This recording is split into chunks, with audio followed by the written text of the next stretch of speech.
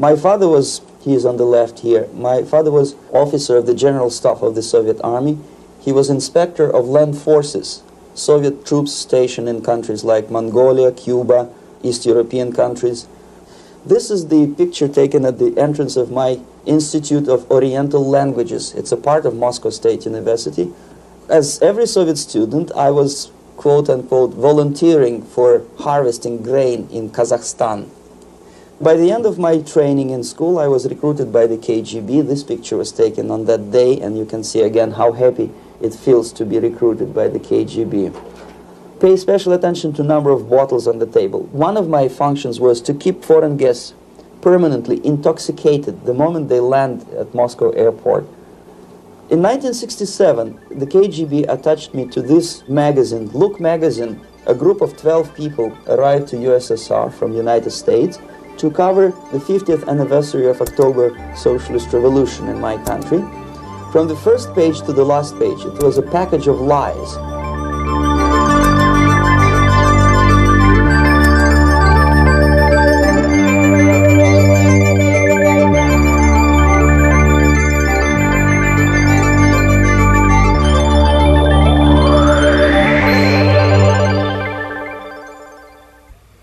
Our conversation is with Mr. Yuri Alexandrovich Bezmenov. Mr. Bezmenov was born in 1939 in a suburb of Moscow. He was the son of a high-ranking Soviet Army officer. He was educated in the elite schools inside the Soviet Union and became an expert in Indian culture and Indian languages. He had an outstanding career with Novosti, which was the, and still is, I should say, the press arm or the press agency of the Soviet Union. It turns out that this is also a front for the KGB. One of his interesting assignments was to brainwash foreign diplomats when they visited Moscow. And he'll tell us a little bit about how they did this and how they planted information which eventually wound up in the press of the free world. He escaped to the West in 1970 after becoming totally disgusted with the Soviet system, and he did this at great risk to his life. He certainly is one of the world's outstanding experts on the subject of Soviet propaganda and disinformation and active measures. Mr. Bezmenov, I'd like to begin by having you tell us a little bit about some of your childhood memories. Well, the most vivid memory of my childhood was Second World War, or to be more precise, the end of the Second World War, when all of a sudden United States, from a friendly nation, which helped us to defeat Nazism, turned overnight into a deadly enemy. And it was very shocking because all newspapers were trying to present an image of belligerent, aggressive American imperialism. Most of the things that we were taught is that United States is aggressive power, which is just about to invade our beautiful, free, socialist country, that American CIA is dropping Colorado beetles on our beautiful potato fields to eliminate our crops, and each schoolboy had a picture of Colorado bug on the back page of his notebook, and we were instructed to go into collective fields to search for those little Colorado bugs. Of course we couldn't find any, neither we could find many potatoes, and that was explained again by the encroachments of the decadent imperialist power. The anti-American paranoia, hysteria in the Soviet propaganda was to such of such a higher degree that many less skeptical people or less stubborn would really believe that United States is just about to invade our beautiful motherland, and some secretly hope that it will come true. That's interesting. Yes. Well, getting back to life inside the Soviet Union or inside communist countries in general, in this country, at the university level primarily, we read and hear that the Soviet system is different from ours, but not that different, and that there is a convergence developing between all of the systems of the world, and that really it doesn't make an awful lot of difference what system you live under because you have corruption and dishonesty and tyranny and all that sort of thing. From your personal experience, what is the difference between life under communism and life in the United States? Well, life is obviously very much different for simple reason that the Soviet Union is a state capitalist economically. It's a state capitalism where an individual has absolutely no rights, no value, his life is nothing, it's just like an insect. He's disposable, whereby in the United States even the worst criminal is treated as a human being. He has a fair trial, and some of them capitalize on their crimes. They publish their memoirs in their prisons and get handsomely paid by your crazy publishers. The differences, of course, in the daily life are very various, depending on whom we are talking about. In my own private life, I never suffered from communism simply because I was brought up in a family of high-ranking military officer. Most of the doors were open for me. Most of my expenses were paid by the government, and I never had any troubles with the authorities or with the police. So, in other words, I would say I enjoyed, or I had good reasons to enjoy, all the advantages of so-called socialist system. Mm-hmm. My main motivations to defect had nothing to do with affluence. It was mainly moral indignation, moral protest, rebellion against the inhuman methods of the Soviet system. Well, specifically, what did you object to? I objected, first of all, against oppression of my own dissidents and intellectuals. And that was the most disgusting thing that I witnessed as a young man, young student, who was brought up at a very troublesome period in our history, from Stalin to Khrushchev, from total tyranny and oppression to some kind of liberalization. Second, when I started working for the Soviet embassy in India, to my horror, I discovered that we are millions times more oppressive than any colonial or imperialist power in the history of mankind. That my country brings to India not freedom, progress, and friendship between the nations, but racism, exploitation, and slavery, and of course economical inefficiency to this country. Since I fell in love with India, I developed something which by KGB standards is extremely dangerous thing. It's called split loyalty, when an agent likes a country of assignment more than his own country.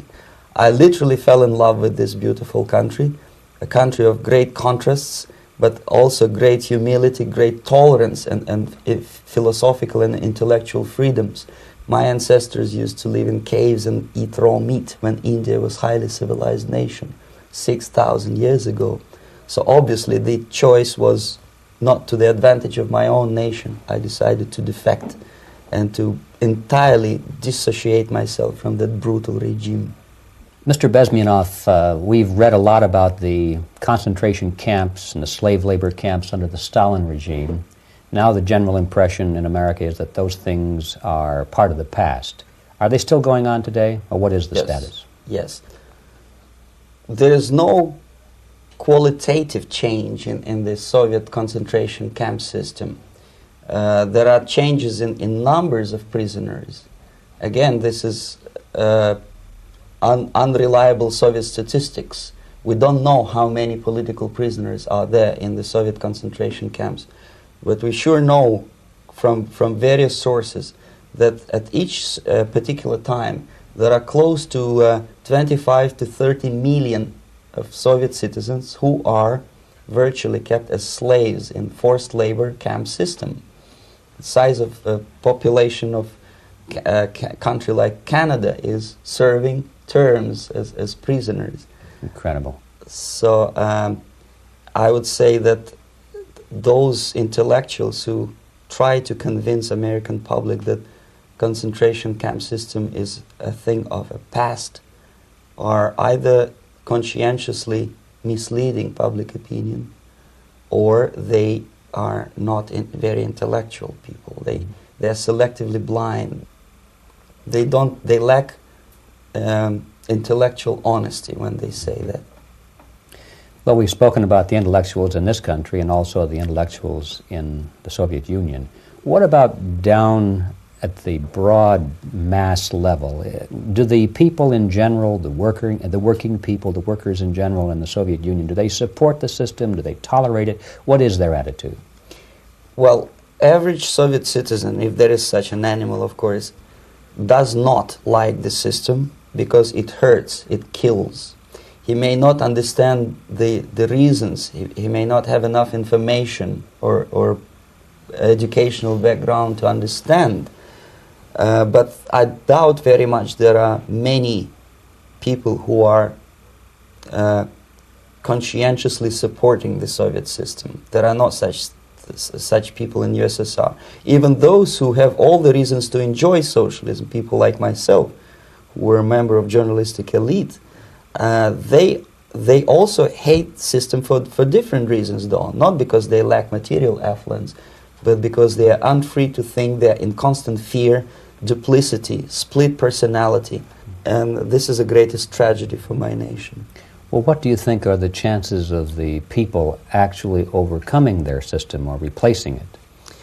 There is a great possibility that system will sooner or later be destroyed from within. There is a self-destructive mechanism built into any socialist or communist or fascist system, because there is lack of feedback, because the system does not rely upon loyalty of population.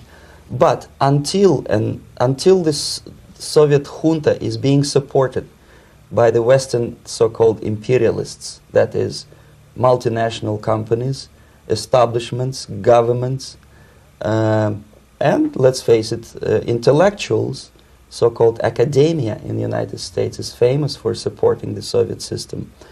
As long as the Soviet junta will keep on receiving credits, money, technology, grain deals, and political recognition from all these traitors of democracy or freedom, there is no hope, there is not much hope for changes in my country, and the system will not collapse by itself simply because it's being nourished by so-called American imperialism. This is the greatest paradox in history of mankind, when capitalist world supports and actively nourishes its own destroyer, destructor. I think you're trying to tell us something in this country. Mm-hmm. I'm trying to tell you that it has to be stopped unless you want to end up in Gulag system and enjoy all the advantages of socialist equality, working for free, catching fleas on your body, sleeping on planks of plywood in Alaska this time, I guess. Mm-hmm. That's where Americans will belong, unless they will wake up, of course, and force their government to stop aiding Soviet fascism. Mm-hmm. Well, you told us a moment ago why you left the system. I'd like to hear the details of how you did it. It must have been a very dangerous thing. It was not so dangerous, it was crazy. First of all, because defecting in India is virtually impossible, thanks to very strong pressure from the Soviet government. Excuse me, you were in India on assignment at that time? Yes, I was working for the Soviet embassy in New Delhi as a press officer. Mm-hmm. And defecting for a Soviet diplomat is next to impossible. It's a suicide, as I said, because a great friend Indira Gandhi pushed a law through parliament which says, and I quote, "No defector from any country has a right of political asylum in any embassy on the territory of Indian Republic," which is a masterpiece of hypocrisy. No other defector but a Soviet one needs a political asylum. So, knowing that perfectly well, I planned a craziest possible way to defect. I studied counterculture in India. There were thousands of young American boys and girls with no shoes, long hair, smoking hash and marijuana, studying sometimes Indian philosophy, sometimes simply pretending that they studied. And they greatly annoyed Indian police, and they were laughing stock of Indians because obviously they were good-for-nothing students. I studied carefully where they congregate, what routes they travel, what language they speak, what do they smoke. And one day I simply joined a group of hippies to avoid detection of Indian police.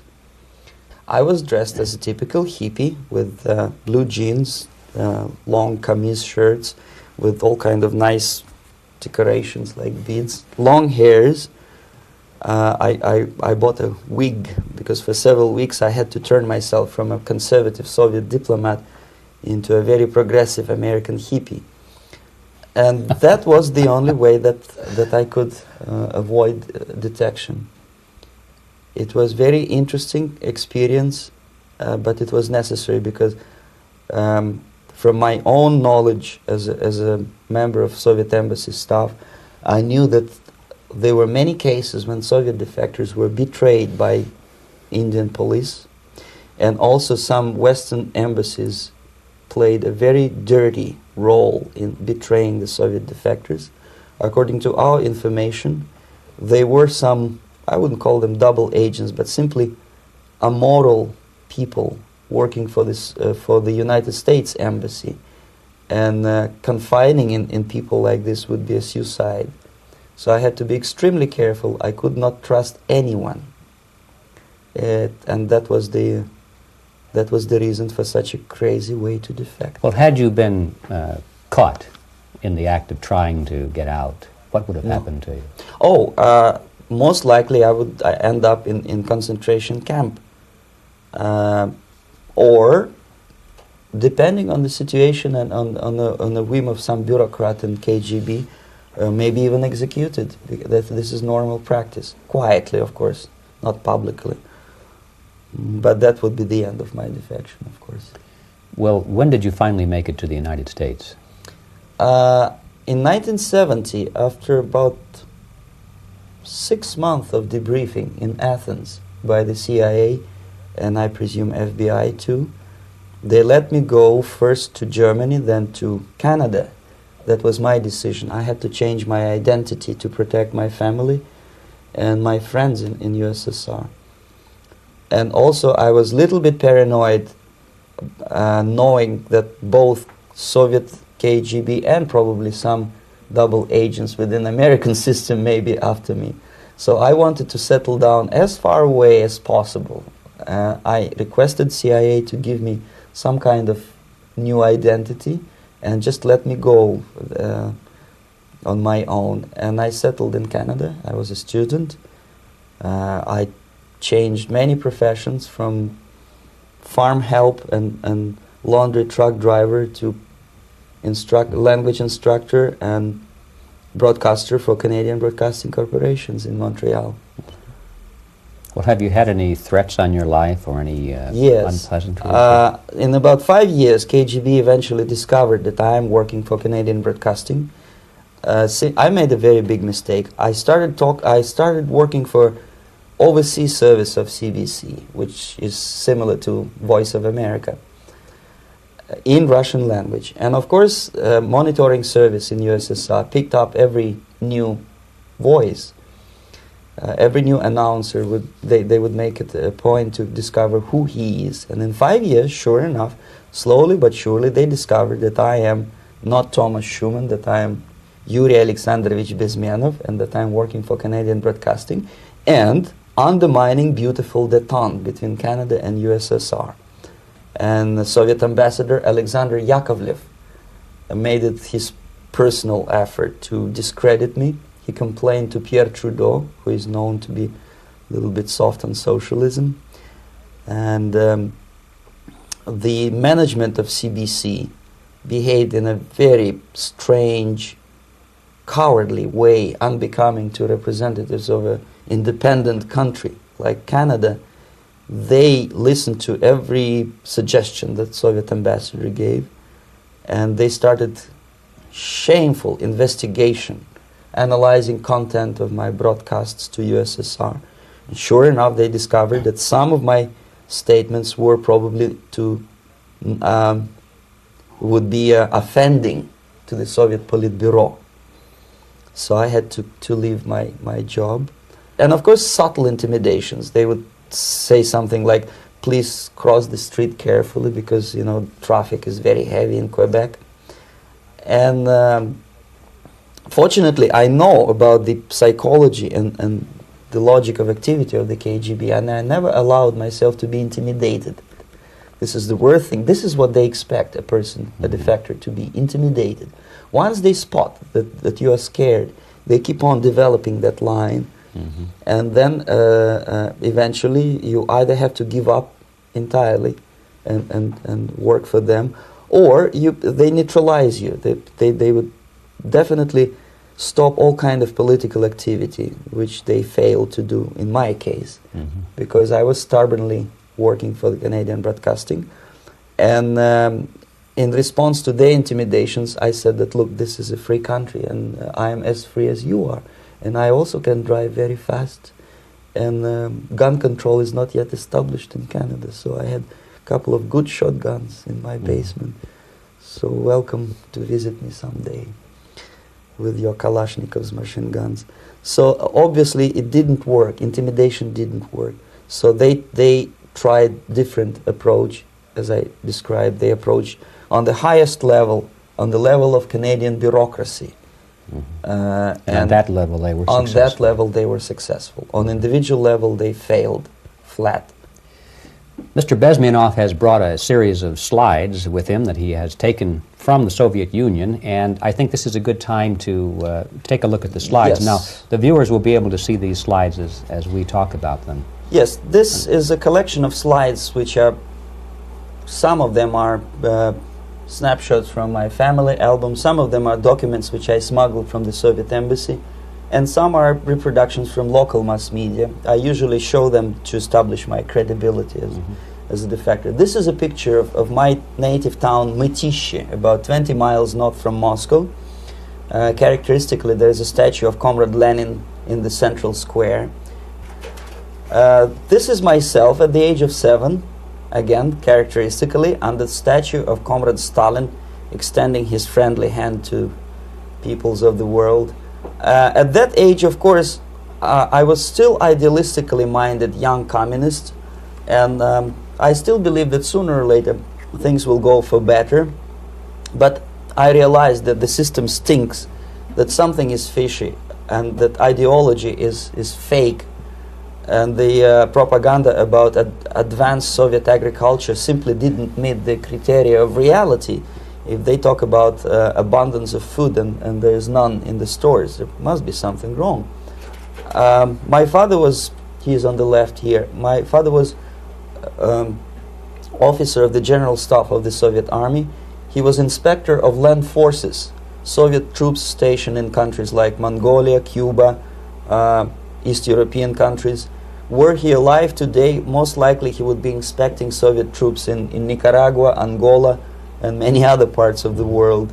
Fortunately, he died and he didn't see the disgrace, because deep inside he was a Russian patriot. He didn't like the idea of expanding Soviet military might, especially in the areas where we were not welcomed at all. Unlike many other military officers, he was reporting directly to the Minister of Defense, bypassing KGB and diplomatic service. In other words, he was a trusted military professional. And my impression that this type of people are much less hawkish and adventuristic than party bureaucrats in Kremlin. When American mass media describes Soviet military as potentially dangerous counterpart for Pentagon, I simply laugh, because I know better. I know that the most dangerous part of the Soviet power structures are not military at all. Most likely, if they come to power in my country, they'll be more sensible negotiators for nuclear disarmament and withdrawal of the Soviet troops from many parts of the world. But if someone from the party structure or the KGB structure were to give the orders for a military they have to obey, they yes, would follow. Because they are professional military. But they, you see, the triangle of power and hate in USSR is the party at the top, the party elite, the oligarchy of the party, then the military and the KGB at the bottom. They hate each other, and the most hated triangle, the most hated corner of the triangle is the Communist Party bureaucrats. They are the most adventuristic, senile megalomaniacs. They can start war, I wouldn't be surprised. Not the military. They know what war is. Yes. At least my father did. This is the picture taken at the entrance of my Institute of Oriental Languages. It's a part of Moscow State University. I graduated in 1963. And I, Now, excuse me, which one were you on? I am on the right. You're on the right. And on the left is my my schoolmate Vadim Smirnov, who later was a apparatchik in the Central Committee of the Soviet Union Communist Party. What is an apparatchik? It's a functionary, something like civil service in British Empire. Someone who is never fired from the service. He stays there internally. He may not be promoted too high, but he's a dependable bureaucrat who will stay forever. I studied not only languages but also history, literature, even music. I'm on this picture. I'm trying to learn how to play Indian musical instrument. I even tried to look like an Indian when I was second-year student. Not bad, really.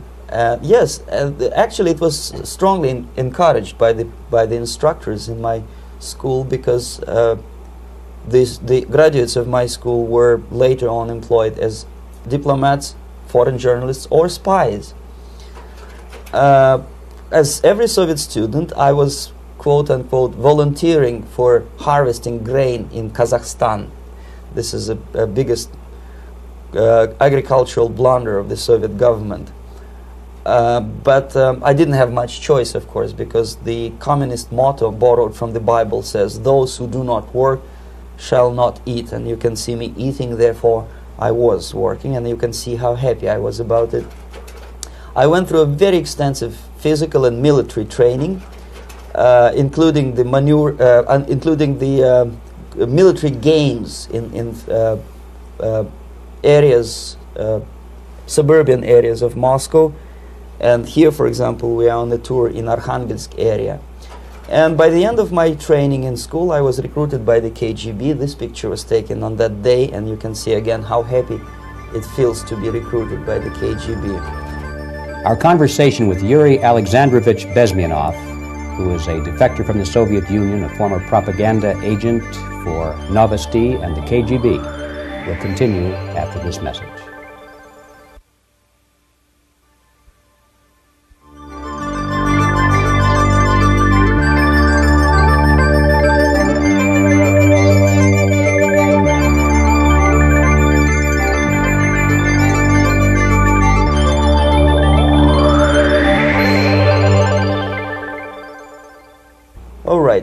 As every student in USSR, I went through very extensive physical and military training and civil defense training too. Unlike in the United States, where civil defense is virtually non-existent, zero.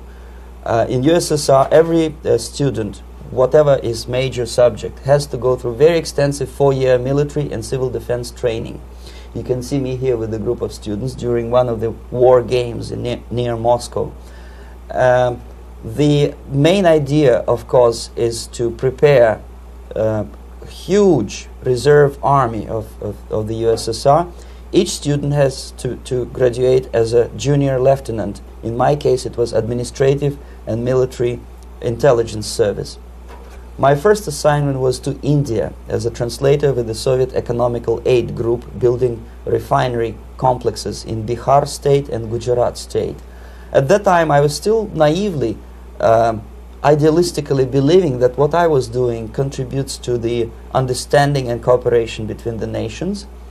It took me quite a number of years to realize that what we were bringing to India was a new type of colonialism, 1,000 times more oppressive and exploitative than any colonialism or imperialism in history of mankind. But at that time, I was still hoping that, well, maybe it's not that bad, could be worse, and things may go for better. And I even tried to implement the beautiful Marxist motto, "Proletarians of all the countries unite." I tried to unite with a nice Indian girl, and I was fascinated by Indian culture, by the family life in this country. But obviously, Communist Party had different plans for my genes, so I had to marry this beautiful Russian girl. In the span of my career, I married 3 times. Most of these marriages were marriages of convenience, on advice from the Department of Personnel. This is normal practice in USSR. When a Soviet citizen is assigned to a foreign job, he has to be married, either to keep family in USSR as hostages, or, if it's a convenience marriage like mine, so that the husband and wife are virtually informers on each other to prevent defection or contamination by decadent imperialist or capitalist ideas. In my case, I hated that girl so much that the moment I landed in Moscow, we were divorced, and I married later, second time.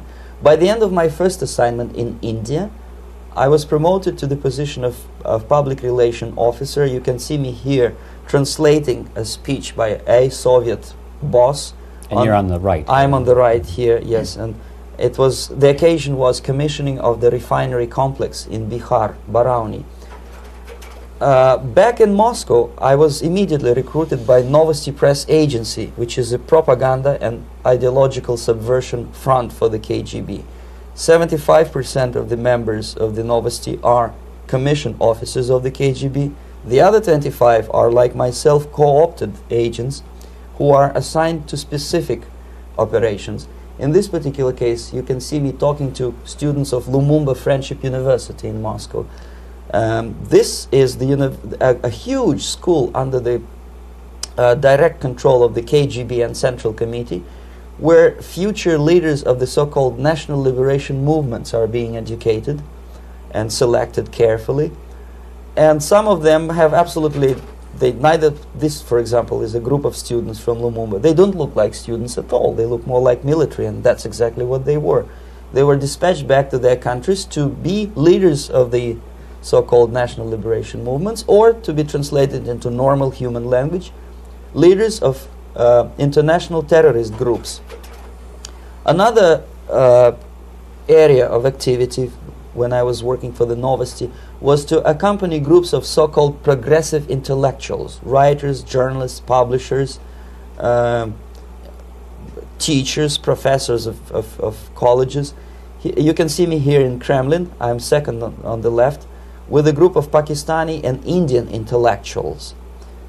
Most of them pretended they don't understand that we are actually working on behalf of the Soviet government and the KGB. They pretended that they are actually being guests, VIP intellectuals, that they are treated according to their merits and their intellectual abilities. For us, they were just a bunch of political prostitutes to be taken advantage for various propaganda operations. Therefore, you can see perfectly well the senior colleague of mine on the left doesn't really have that much respect on his face, and myself with a very skeptical smile, typical KGB sarcastic smile, anticipating another victim of ideological brainwashing. This is how a typical conference in Novosti headquarters in Moscow looked like. Sitting in the middle is Boris Burkov, the then director of Novosti Press Agency, high-ranking party bureaucrat in the Department of Propaganda. I am standing next to a famous Indian poet, Sumitranandan Pant. He was famous because he was an author. He was the author of a famous poem titled Rhapsody to Lenin. That's why he was invited to USSR, and everything was paid by the Soviet government. Pay special attention to number of bottles on the table. This is one of the ways to kill the awareness or curiosity of foreign journalists. One of my functions was to keep foreign guests permanently intoxicated the moment they land at Moscow airport. I had to take them to the VIP lounge and toast to friendship and understanding between the nations of the world. Glass of vodka, then a second glass of vodka. And in no time, my guests would be feeling very happy. They would see everything in kind of pink, nice color. And that's the way I had to keep them permanently for the next 15 or 20 days. At certain point in time, I had to withdraw alcohol from them so that some of them, who are the most recruitable, would feel a little bit shaky, guilty, trying to remember what they were talking last night. That's the time to approach them with all kind of nonsense, such as joint communique or statement for Soviet propaganda. That's the time they are the most flexible. And of course, what they didn't understand, they didn't realize or pretended not to realize, that myself, who was drinking together with them, was not drinking at all. I had ways to get rid of alcohol through various techniques, including special pills which were given to me by my colleagues. But they were taking it seriously. In other words, they would consume quite large volumes of alcohol and feel quite uneasy next morning. In 1967, the KGB attached me to this magazine, Look magazine. A group of 12 people arrived to USSR from United States to cover the 50th anniversary of October Socialist Revolution in my country. From the first page to the last page, it was a package of lies, propaganda cliché, which were presented to American readers as opinions and deductions of American journalists. Nothing could be far from truth. These were not opinions. They were not opinions at all. They were the clichés which the Soviet propaganda wants American public to think that they think. If it does make any sense at all. It sure does, because from the viewpoint of the Soviet propaganda, although there are some subtle criticism of the Soviet system, the basic message is that Russia today is a nice, functioning, efficient system supported by majority of population. That's the biggest lie. And of course, American intellectuals and journalists from Look magazine elaborated on that untruth in various different ways. They intellectualized that lie. They found all kind of justifications for telling lies to American public. Excuse me, it was partly your job to make sure that they got these ideas, yes, and accepted them as their own ideas. Right. Actually, even before they arrived to USSR, and they paid astronomical sum of money for that visit, they were submitted, this Novosti Press Agency developed so-called backgrounders, 20-25 pages of information and opinions which were presented to the journalists even before they bought their tickets to Moscow.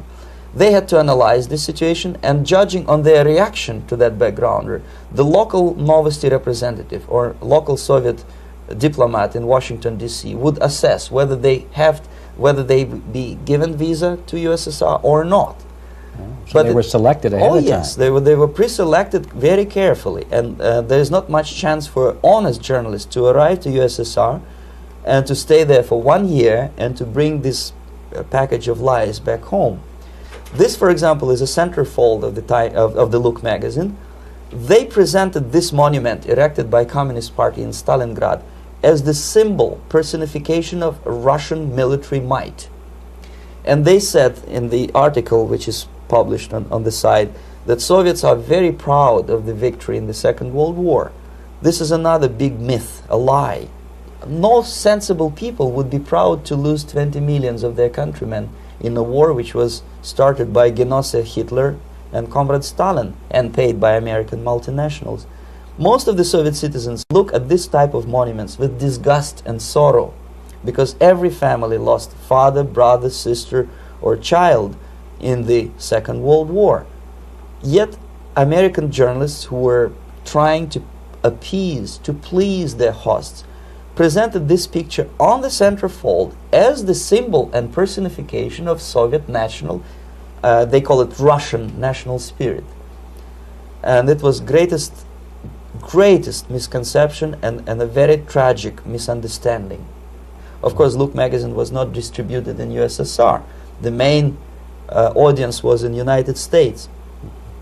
But I presume that many Americans, millions of Americans who were reading Look magazine at that time, had absolutely wrong idea about the sentiments of my nation, about what the Soviets are proud of and what they hate. This is a group, you see the same lady with the sword in Stalingrad. This is the group of journalists. Myself is in the center with the same devilish smile. And Mr. Philip Harrington is on the extreme left there with his camera. This is the gentleman which was so deaf or so uninterested in what I had to say to him. This is the same picture, a blow-up of the same picture.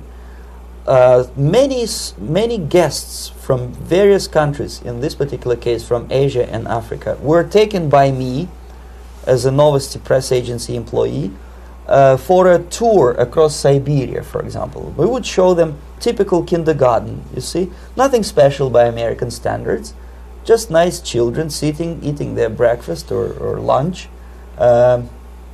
What they could not understand, or they pretended not to understand, that this is an exemplary kindergarten. This is not the kindergarten for average person or average family in USSR.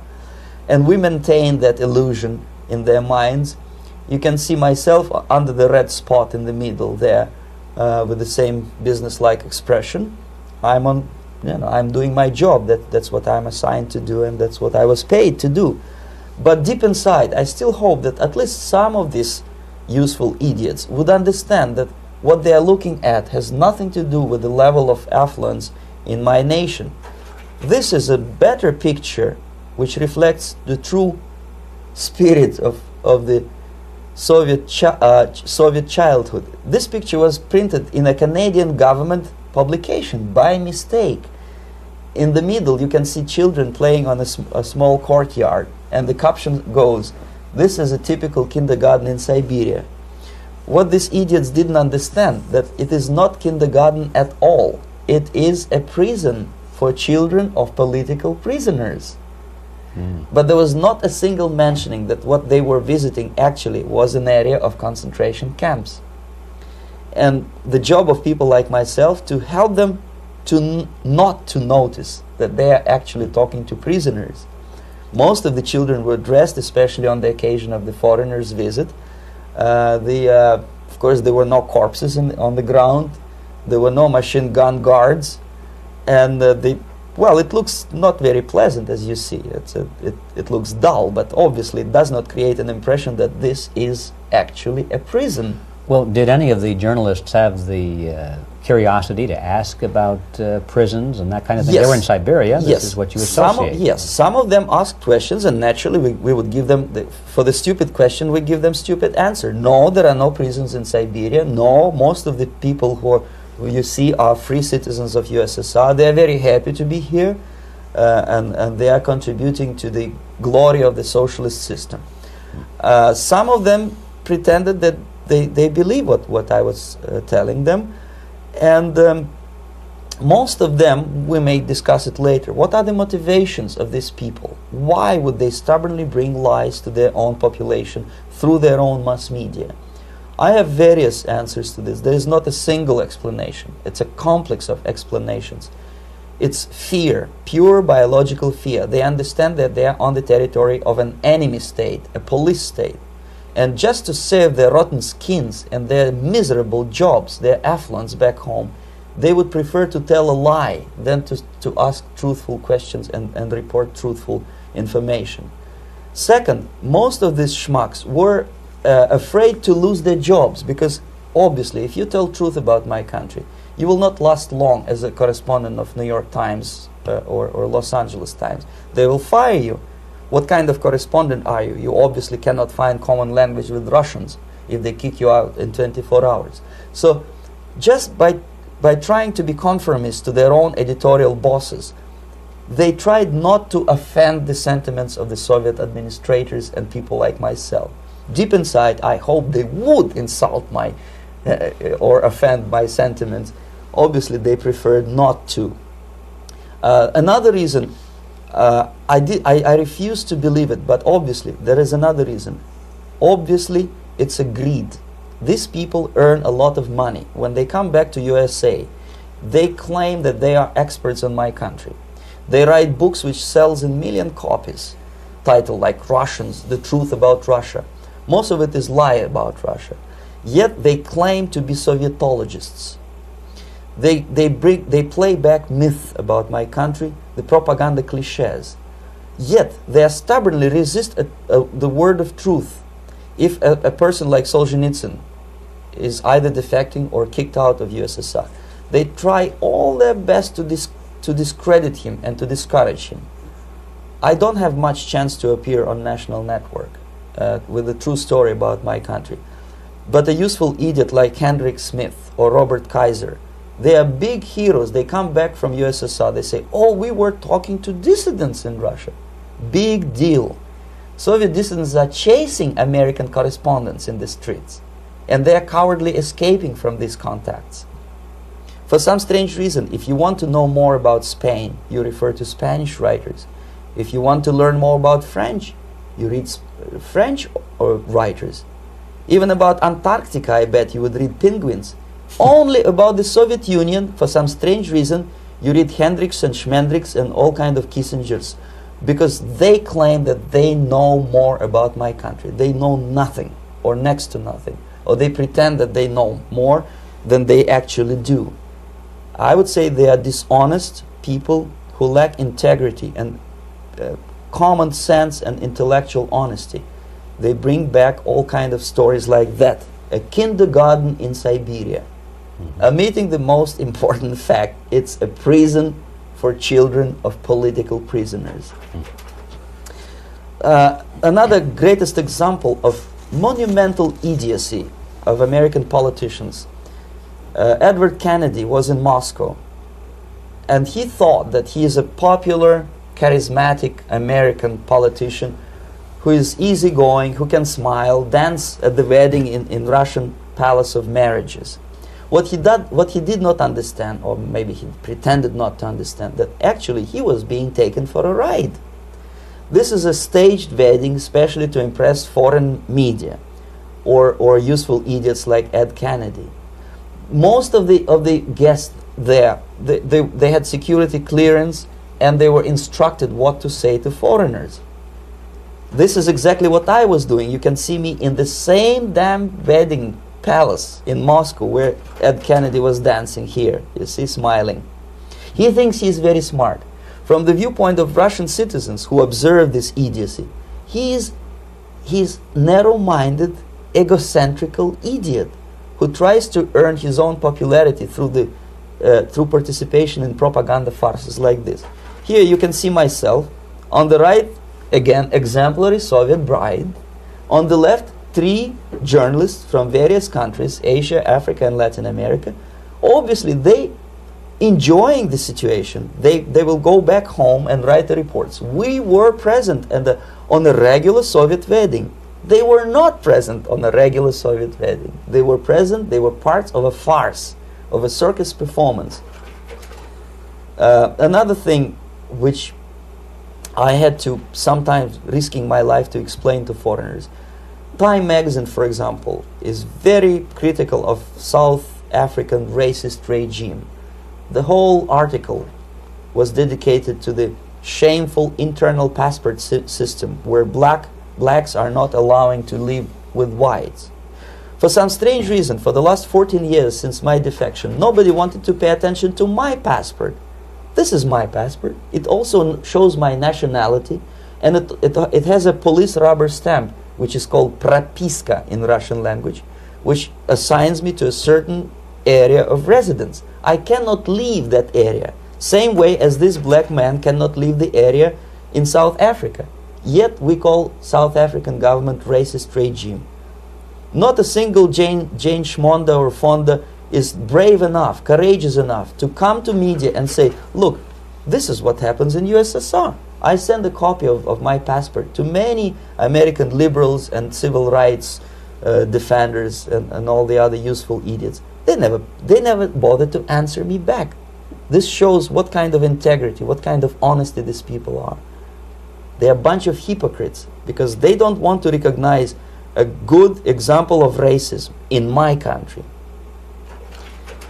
This is the first stage of befriending a professor. You can see myself on the left with the same James Bond smile. On the right is my KGB supervisor, Comrade Leonid Mitrokhin, and in the middle a professor of political science in Delhi University. The next stage would be to invite him to a gathering of Indo-Soviet Friendship Society. There he is sitting next to his wife before he is being sent to USSR for free trip. Everything is paid by the Soviet government. He was made to believe that he is invited to USSR because he is a talented, sober-thinking intellectual.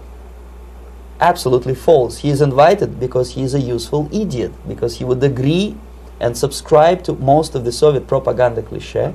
And when he is coming back to his own country, he is going for years and years to teach the beauties of Soviet socialism to newer and newer generations of his students, thus promoting the Soviet propaganda line.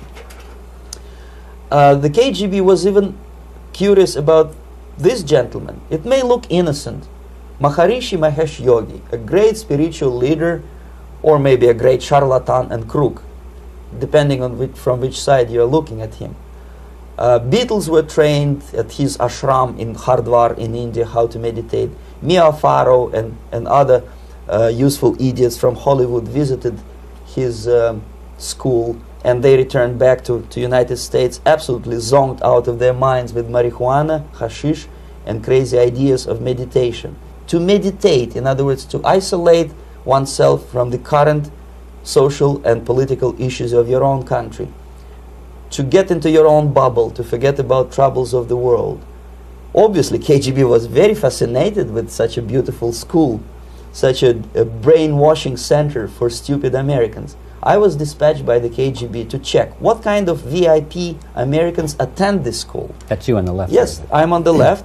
I was trying to get enrolled in that school. Unfortunately, the Maharishi Mahesh Yogi asked too much. He wanted $500 American for enrollment. But my function was not actually to get enrolled in the school. My function was to discover what kind of people from United States attend this school. And we discovered that yes, there are some influential members of family,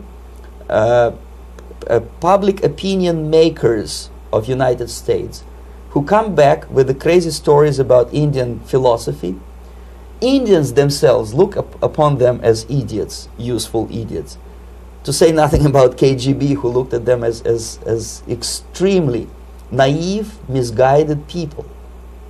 Obviously, a VIP, say a wife of a congressman, or a prominent Hollywood personality, after being trained in that school, is much more instrumental in the hands of manipulators of public opinion and KGB than a normal person who understands, who looks through this type of fake religious training. Why would they be more susceptible to manipulation? I just mentioned that because you see, a person who is too much involved in introspective meditation. You see, if you carefully look what Maharishi Mahesh Yogi is teaching to Americans, is that most of the problems, most of the burning issues of today can be solved simply by meditating. Don't rock the boat. Don't get involved. Just sit down, look at your navel and meditate. And the things, due to some strange logic, due to cosmic vibration, will settle down by themselves. This is exactly what the KGB and Marxist-Leninist propaganda wants from Americans, to distract their opinion, attention, and mental energy from real issues of United States into a non-issues, into a non-world, non-existent harmony. Obviously, it's more beneficial for the Soviet aggressors to have a bunch of duped Americans than Americans who are self-conscious, healthy, physically fit, and alert to the reality. Maharishi Mahesh Yogi obviously is not on the payroll of the KGB. But whether he knows it or not, he contributes greatly to demoralization of American society. And he's not the only one. There are hundreds of those gurus who come to your country to capitalize on naivete and stupidity of Americans. It's a fashion. It's a fashion to meditate. It's a fashion not to be involved. So obviously, you can see that if KGB were that curious, if they paid my trip to Hardwar, if they assigned me to that strange job, obviously they were very much fascinated. They were convinced that that type of brainwashing is very efficient and instrumental in demoralization of the United States. Our conversation with Yuri Alexandrovich Bezmenov, who is a defector from the Soviet Union, a former propaganda agent for Novosti and the KGB, will continue after this message.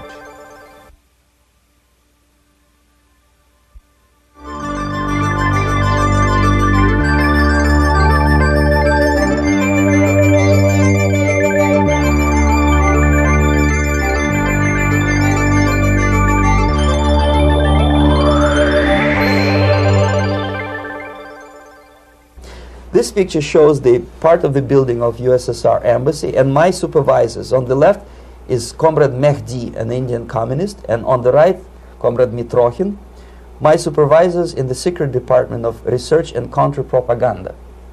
It has nothing to do with either research or counter-propaganda.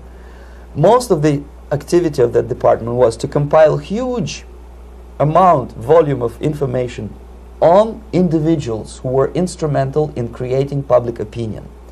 Publishers, editors, journalists, actors, educationalists, professors of political science, members of parliament, representatives of business circles. Most of these people were divided roughly into groups.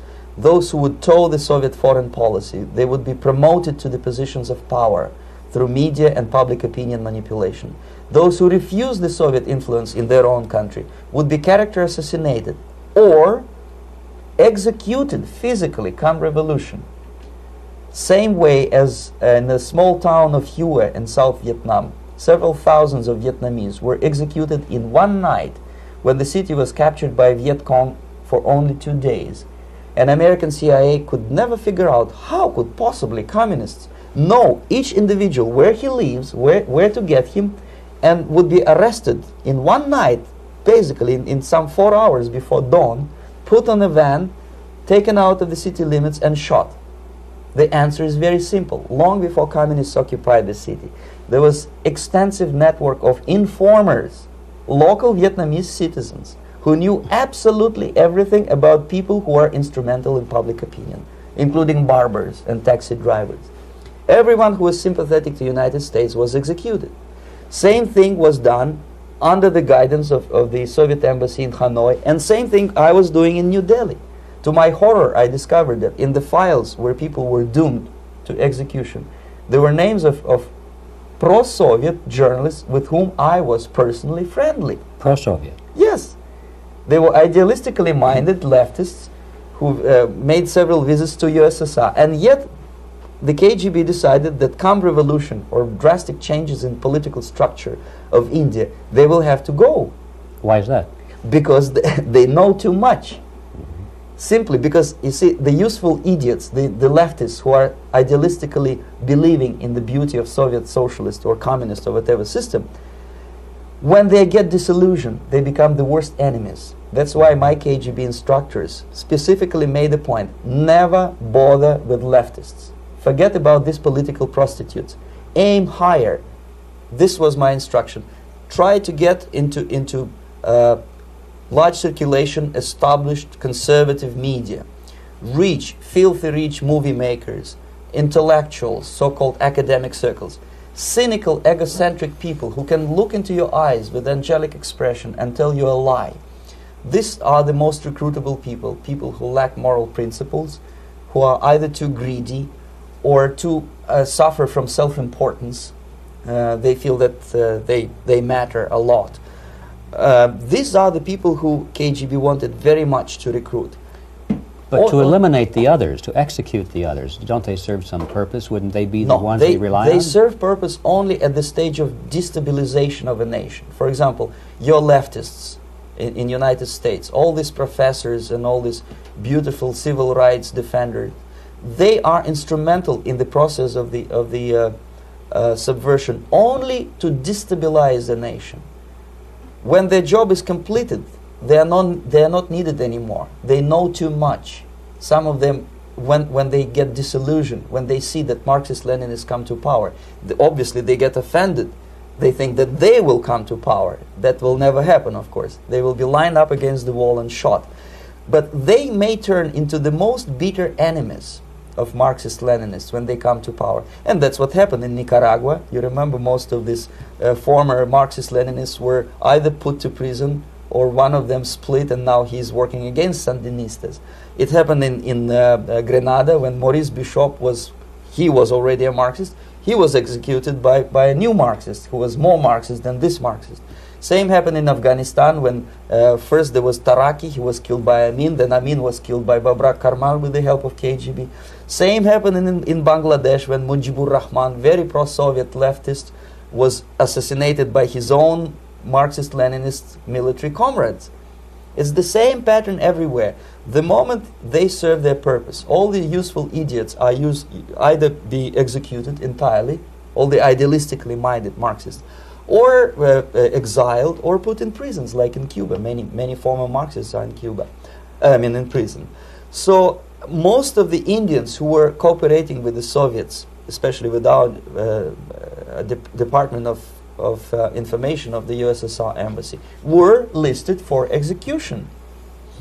And when I discovered that fact, of course I was sick. I was mentally and physically sick. I thought that I'm going to explode one day during the briefing at the ambassador's office. I would stand up and say something that we are basically a bunch of murderers.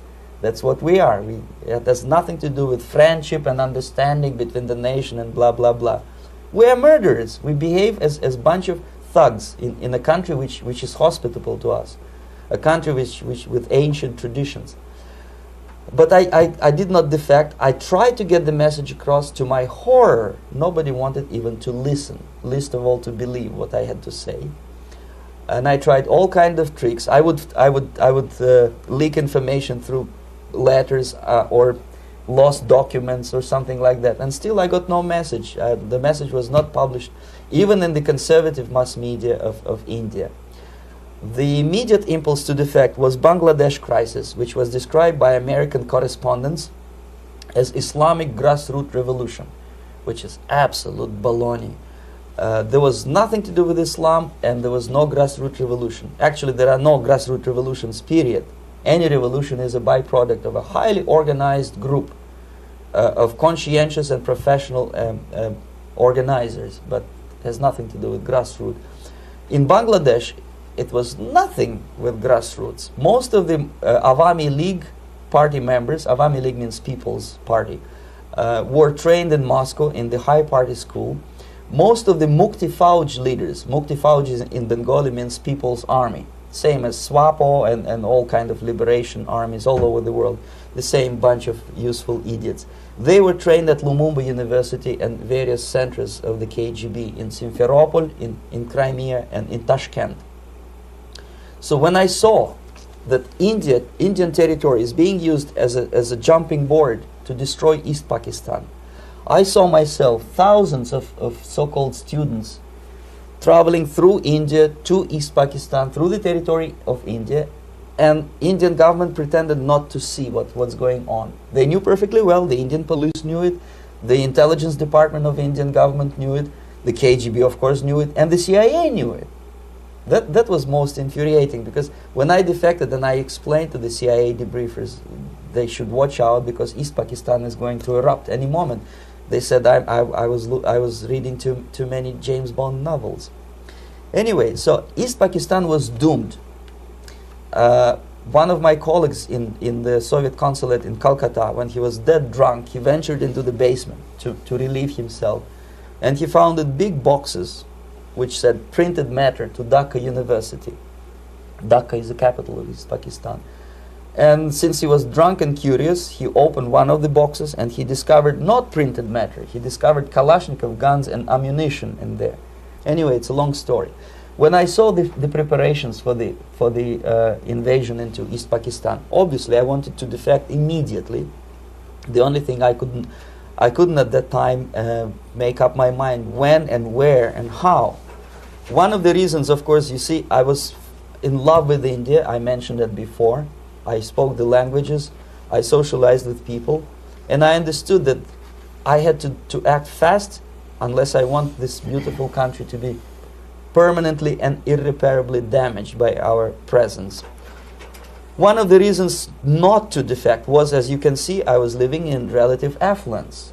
Who the hell in a normal mind would defect and do what? To be abused by your media, to be called McCarthyist and fascist and paranoid, or to drive a taxi in New York City? What for? What the hell for should I defect? To be abused by Americans, to be insulted in exchange for my effort to bring the truthful information about impending danger of subversion. As you can see, I was living in quite a comfortable conditions next to swimming pool, where Indians were not allowed, by the way. I was highly paid expert in propaganda. I had my family. I was respected by my nation. My career was cloudless. The third reason, how to defect with the family. To defect with the baby and the wife would be virtual suicide, because according to law, that hypocritical law which I quoted before, the Indian police will have to hand me over back to the KGB, and that will be the end of my defection and probably my life. Again, I cannot smuggle my wife because she was not quite sure what I was doing. She was not that idealistically involved, and she was definitely not in the total picture of what I was doing for the KGB. She would be shocked if I put her in my van and drive her to the American embassy or elsewhere. That would be a greatest danger. So again, I had to defect in such a way that my defection would look as simple disappearance. And there were many cases like that when the Soviet agents simply disappeared, either killed in action or, thanks to their curiosity and their close contacts with radicals, some of them were killed by the Marxists, by the way. It happened in many African countries when the Soviet KGB were killed by Africans themselves. Not because they hated Marxism-Leninism, but because they were simply trigger-happy bunch of unruly characters. If you give them a machine gun, they will shoot. And some of the Soviets obviously were not careful enough to protect themselves, and they got into embarrassing situations when they were shot at the crossfire between factions of so-called liberation movements. Anyway, so I decided, as I said, to study the counterculture. I decided this probably would be the best way to disappear. I socialized with characters like this. On the left, you see, he's a barefoot American hippie. It took me quite a long time to study exactly what they were doing and how to mix with them. But eventually I did it. Most of Indian newspapers carried my picture and promise of 2,000 rupees for information about my whereabouts. But they were looking for the wrong person, because they obviously tried to stop a young Soviet diplomat in white shirt and tie, and this is how I looked at the time of defection. Nobody could possibly think that a Soviet diplomat would be as crazy as to join a bunch of hippies. That's you. Travel India and smoke hash. So I made it literally almost like a Hollywood-style detective story. From under the nose of the KGB in Bombay airport, I landed the plane and I flew to Greece, where I was debriefed by the CIA. That's basically that's all for my slides. We can turn off the projector, then. That's very interesting. Well, you spoke several times before about ideological subversion. That is a phrase that I'm afraid some Americans don't fully understand. When the Soviets use the phrase ideological subversion, what do they mean by it? Ideological subversion is the process which is legitimate, overt, and open. You can see it with your own eyes. All you have to do, all American mass media has to do, is to unplug their bananas from their ears, open up their eyes, and they can see it. There is no mystery. There is nothing to do with espionage. I know that espionage intelligence gathering looks more romantic. It sells more deodorants through the advertising, probably. That's why your Hollywood producers are so crazy about James Bond type of thrillers. But in reality, the main emphasis of the KGB is not in the area of intelligence at all. According to my opinion and opinion of many defectors of my caliber, only about 15% of time, money, and manpower is spent on espionage as such. The other 85% is a slow process which we call either ideological subversion or active measures, активные мероприятия in the language of the KGB, or psychological warfare. What it basically means is to change the perception of reality of every American to such an extent that despite of the abundance of information, no one is able to come to sensible conclusions in the interests of defending themselves, their families, their community, and their country. It's a great brainwashing process which goes very slow, and it's divided in 4 basic stages. The first one being demoralization. It takes from 15 to 20 years to demoralize a nation. Why that many years?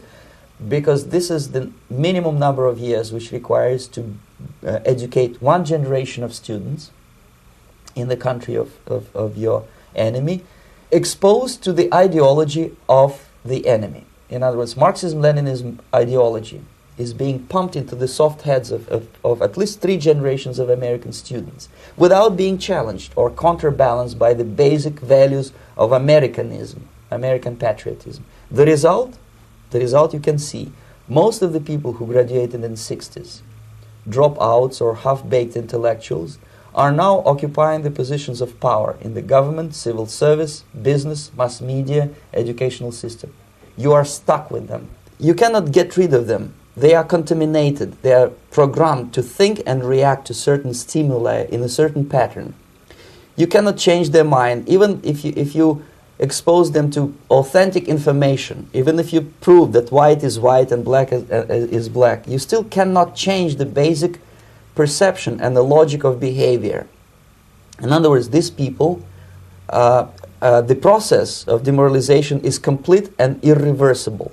To get rid society of these people, you need another 20 or 15 years to educate a new generation of patriotically minded and common sense people who would be acting in favor and in the interests of the United States society. And yet these people who've been programmed and, as you say, in place and who are favorable to an opening with the Soviet concept, these are the very people who would be marked for extermination in this country? Most of them, yes. Simply because the psychological shock when they will see in future what the beautiful society of equality and social justice means in practice, obviously they will revolt. They will be very unhappy, frustrated people, and the Marxist-Leninist regime does not tolerate these people. They will join the links of dissenters, dissidents. Unlike in present United States, there will be no place for dissent in future Marxist-Leninist America.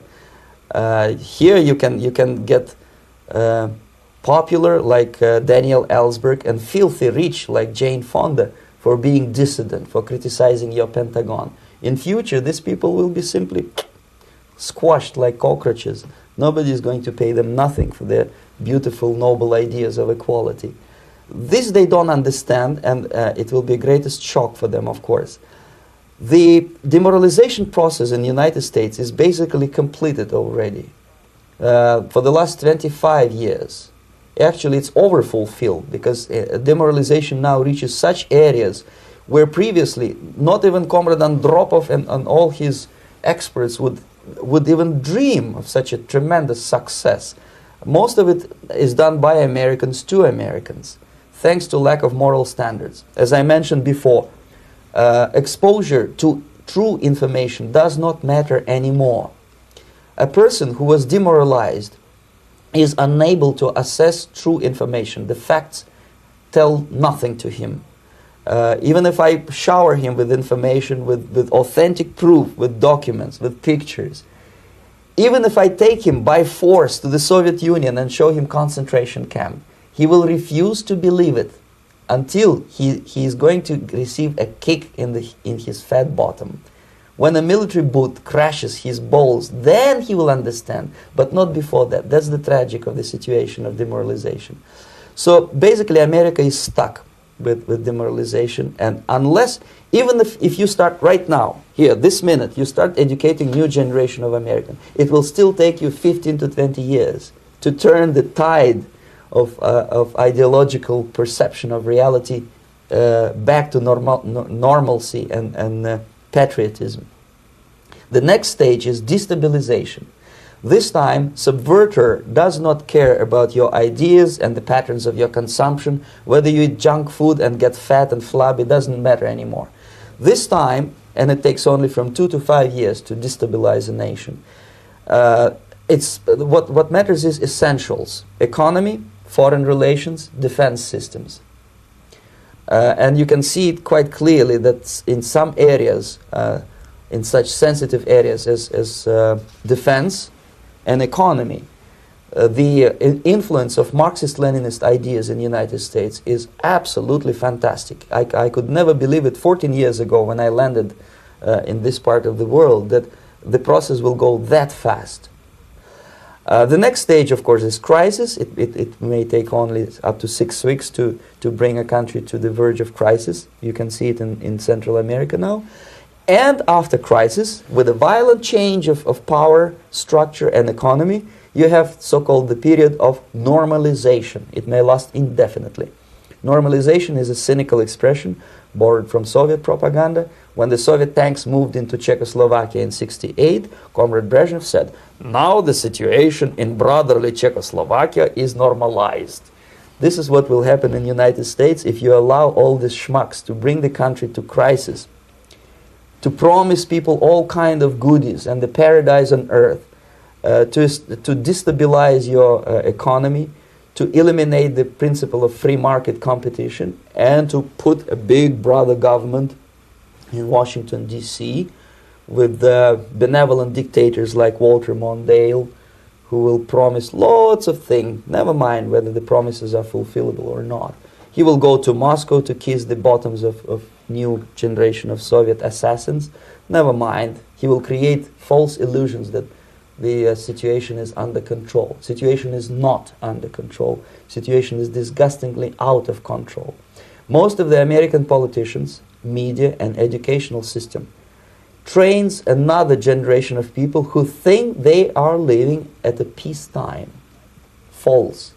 United States is in the state of war, undeclared total war against the basic principles and the foundations of this system.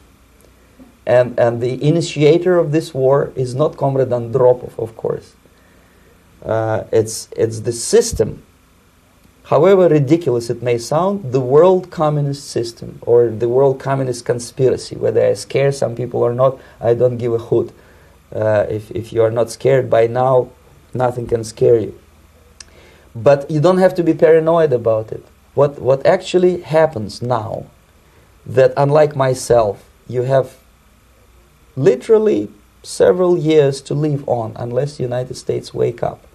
The time bomb is ticking. With every second, the disaster is coming closer and closer. Unlike myself, you will have nowhere to defect to, unless you want to live in Antarctica with penguins. This is it. This is the last country of freedom and possibility. Okay, so what do we do? What is your recommendation to the American people? Well, the immediate thing that comes to my mind is, of course, there must be a very strong national effort to educate people in the spirit of real patriotism, number one. Number two, to explain them the real danger of socialist, communist, whatever, welfare state, big brother government. If people will fail to grasp the impending danger of that development, nothing ever can help United States. You may kiss goodbye to your freedom, including freedoms to homosexuals, to prison inmate. All this freedom will vanish, evaporate in 5 seconds, including your precious lives. The second thing, the moment at least part of United States population is convinced that the danger is real, they have to force their government. And I'm not talking about sending letters, signing petitions, and all this beautiful, noble activity. I'm talking about forcing United States government to stop aiding communism. Because there is no other problem more burning and urgent than to stop the Soviet military-industrial complex from destroying whatever is left of the free world. And it is very easy to do. No credits, no technology, no money, no political or diplomatic recognition, and of course no such idiocy as grain deals to USSR. The Soviet people, 270 millions of Soviets, will be eternally thankful to you if you stop aiding a bunch of murderers who sit now in Kremlin and whom President Reagan respectfully calls government. They do not govern anything, least of all such complexity as the Soviet economy.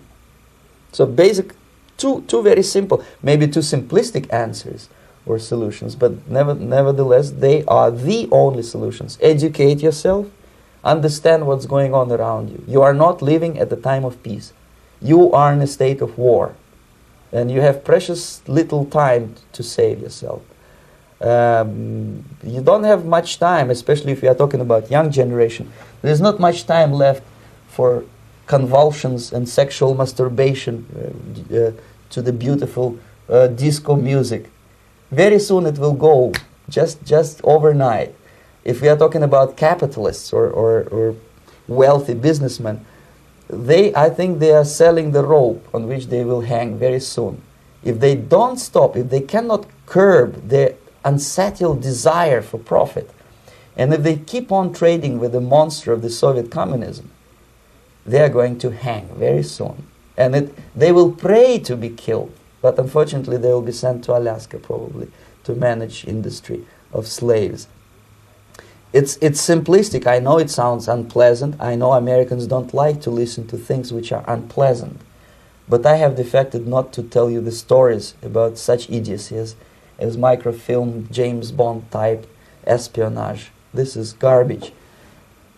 You don't need any espionage anymore. I have come to talk about survival. It's a question of survival of this system.